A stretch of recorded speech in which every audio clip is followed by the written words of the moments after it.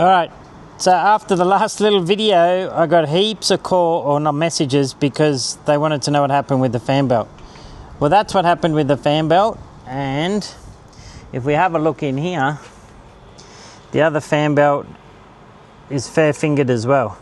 So the issue is, as is with most of the low mount alternator kits, is, if I can get the camera in here, there's not enough wrap around the pulley for the belt. Now this is a 150 amp alternator, so when it needs to draw, there's quite a bit of load on here. So we were winching for 10, 15, 20 minutes flat out, had the aircon on, so obviously the alternator is going to start working, which has never been an issue before because we haven't loaded it up. And so even when I fitted this alternator, I knew that there was not enough wrap there, but we weren't drawing a lot, so it wasn't an issue. So that's what we mean by wrap. See, there's only not even a quarter of the belt wrapped around the pulley. You look at all the other pulleys on it, that's nearly 180 degrees. That's just an idler, so that doesn't count.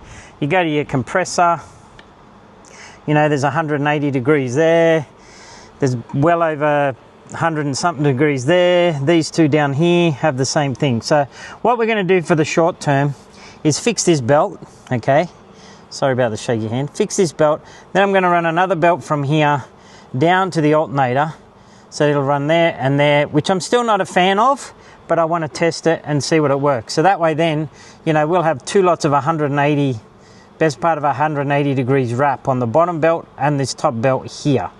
Now, I suspect that will work in the short term. It's very unlikely that you're going to be winching and having to run the aircon. You can always turn the aircon off. So my ultimate goal, if that doesn't work, see there's two pulleys here that aren't being used. Now unfortunately there's two pulleys on here, there's two pulleys on here, but for some reason in their wisdom, Mercedes have done a big pulley here and then dropped down to two smaller pulleys.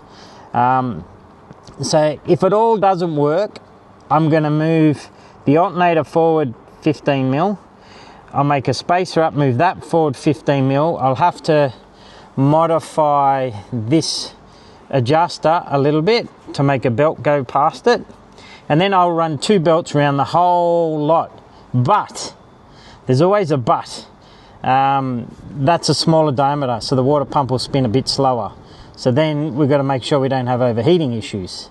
So then if that's the case, we're going back to the drawing board, and I'll end up running a separate belt just for the water pump with its own tensioner, and then I'll run these two pulleys to these on the alternator with its own tensioner.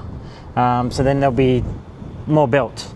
So yeah, in a nutshell, that's what happened on the weekend. So it's not a failure as such. It was an issue that was always going to become apparent at some point, and lucky it's happened now and not before we went to the desert.